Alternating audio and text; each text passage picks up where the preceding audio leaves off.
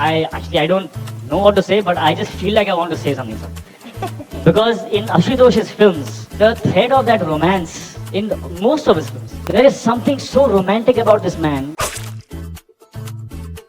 I would simply say that every single romantic moment in this film is something that you will take back home with you. Yeah, I think I second that. I think even if we are just walking by each other, we've ensured that we just rock that. Recently, when I was going through the filmography of Hrithik, तो I came across Mohenjo-daro, जिसे honestly मैंने अभी तक नहीं देखा था, except इसके कुछ songs. So I thought, let's watch it. And now इसके बारे में बात करने से पहले थोड़ा सा कॉन्टेक्स्ट सेट कर लेते हैं। तो Mohenjodaro at one point of time एक काफी एम्बिशियस फिल्म थी, जिसके अराउंड काफी हाइप थी and everybody was expecting it to be a totally game changer and trend setter film. क्योंकि यार पहले तो ये सब्जेक्ट ही अपने आप में काफी इंटरेस्टिंग था, एज इससे पहले किसी भी इंडियन फिल्म ने प्री हिस्टोरिक एरा को कभी भी एक्सप्लोर नहीं किया था। ऊपर से मूवी को डायरेक्ट कर रहे थे Ashutosh Gowariker, who has given us James like लगान एंड माई पर्सनल फेवरेट स्वदेश। साथ ही ऋतिक और आशुतोष का ये डुओ जोधा अकबर जैसा सक्सेसफुल वेंचर भी पास्ट में डिलीवर कर चुका था and AR Rahman was also on board for this one. तो सभी के होप्स काफी हाई थे, बट जब मूवी का ट्रेलर रिलीज हुआ तो उसे काफी मिक्स्ड रिएक्शंस देखने को मिले एंड चीजें वहीं से थोड़ी सी ऑफ लग रही थी। लेकिन जब फिल्म रिलीज हुई तो it turned out to be a colossal failure. Despite being a historic fiction, किसी ने इसकी हिस्टोरिक इनएक्यूरेसीज को पॉइंट आउट किया तो किसी ने वीक स्टोरी लाइन को। रूमर्स के according Hrithik blamed Ashutosh for the poor output, तो किसी के अकॉर्डिंग मूवी का climax was the actual letdown. Box office verdict तो फ्लॉप रहा ही, बट साथ ही मूवी को यूनानिमस क्रिटिसिज्म भी झेलना पड़ा। तो इतना सब कुछ जानने के बाद when I started watching it तो आई वाज वेरी हुक्ड। लेकिन जैसे जैसे मूवी आगे बढ़ती गई एंड मैंने इसे पूरा देखा, देन आई फाइनली रियलाइज्ड कि जितनी गालियां इसे पड़ती हैं, ये मूवी कहीं ना कहीं उन्हें डिजर्व करती है। क्योंकि यार पहले तो जिस रीजन की वजह से एवरीवन इंक्लूडिंग मी इस मूवी के लिए एक्साइटेड थे, वो था the world of Mohenjo-daro and the pre historic era. लेकिन मूवी उसी चीज को एक्सप्लोर करने के बजाय एक बिलो एवरेज लव स्टोरी को दिखाती है, which itself wasn't very engaging. At the start, जब सरमन का गांव आमरी और पहली बार मोहिंजोदारो दिखाया जाता है तो I was very fascinated कि चीजें आगे चल के और कितनी इंटरेस्टिंग होने वाली हैं। बट इस सेटिंग को तो बस थोड़ा सा टच करके एकदम से छोड़ दिया जाता है। I strongly feel कि अगर ड्यून के वर्ल्ड की तरह ही यहाँ पे भी इन डेप्थ जाके चीजों को एक्सप्लोर किया जाता, वहाँ की पॉलिटिक्स को एंड बाकी चीजों को, या फिर एटलीस्ट सराउंडिंग पे ध्यान दिया जाता, इस सराउंडिंग को और भी अच्छे से दिखाया जाता, तो the film could have been much better. I am not comparing it with Dune in any way, but I am saying कि डिटेलिंग में जाना चाहिए था। और मेकर्स की रिसर्च का आइडिया तो बस इसी बात से लग जाता है कि everyone in the film was calling it Mohenjo-daro, which actually is the name given by us after the discovery of it. ये एक सिंधी टर्म है जिसका अर्थ होता है माउंड ऑफ डेड, एंड क्योंकि उन साइट से कई सारे ह्यूमन बोन्स और स्केलेटल रिमेन्स मिले थे, that's why people named it Mohenjo-daro. तो ऑब्वियसली उस वक्त के लोग इसे मोहेंजोदारो नहीं कहते होंगे। इसी चीज को कई सारे रेडिट यूजर्स ने भी पॉइंट आउट किया है, and these types of things are generally not expected from a visionary director like Ashutosh Gowariker.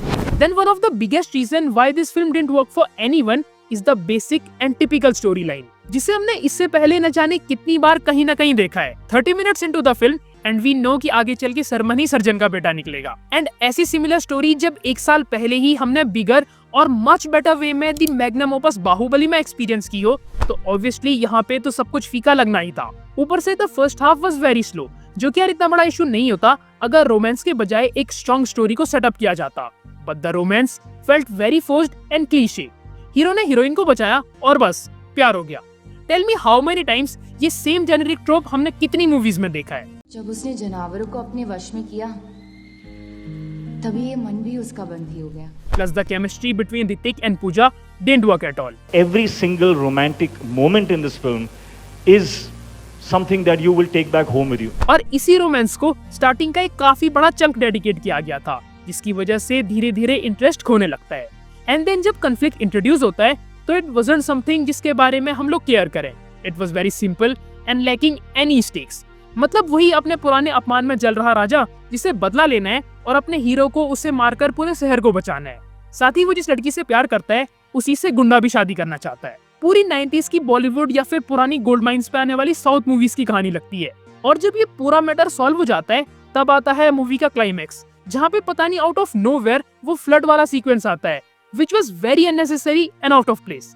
ऐसा लग रहा था कि जैसे आशुतोष was confused कि मूवी को एंड कैसे करना है, पहले एक मस्त ग्लैडिएटर टाइप फाइट करवा देते हैं जहाँ पे शर्मन फाइट्स विद बोकर एंड जोकर, जो कि नॉट गोना लाई देखने में थोड़ा सा सही लग रहा था, बट उसके बाद पता नहीं कहाँ से मुंजा आके बस ऐसे ही पंडित को मार देता है, फिर शर्मन उसे मार देता है और फिर पूरे गाँव को लेकर महम को पीट देता है।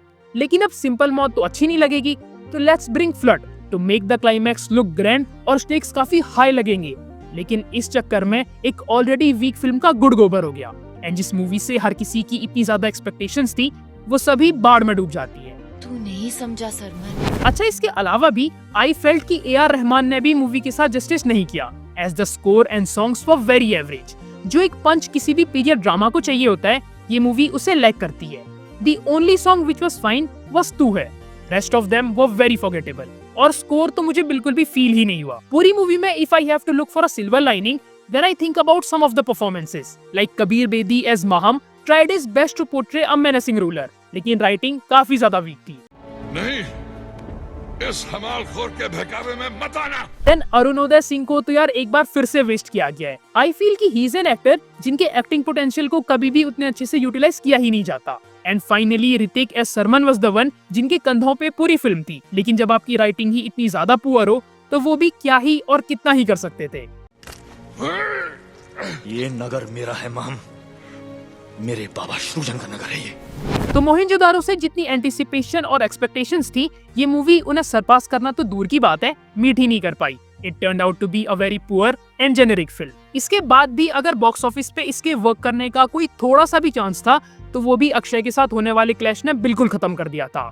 The film clash with Rustom, and at that time Akshay was having a dream box office run, and Rustom was an another addition to it, as it was good and audience really liked it. Okay, no pressure कुछ नहीं है, because ये बहुत बड़ा हफ्ता है and I think दोनों फिल्में आ सकती हैं and it will be very both the films can handle the whole weekend they both can come out as winners. जबकि on the other hand Mohenjodaro को बहुत ही नेगेटिव रिव्यूज और खराब वर्ड ऑफ माउथ मिल रहा था, which according to me was fair enough. It breaks my heart to say this because so much talent and sweat is involved, but Mohenjo-daro is a mess. But हाँ यार, as always, this is just my opinion.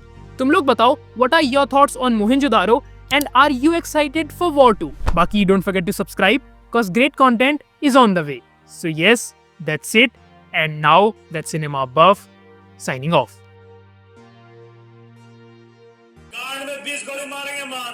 गांड में 20 गोली मारेंगे मादर।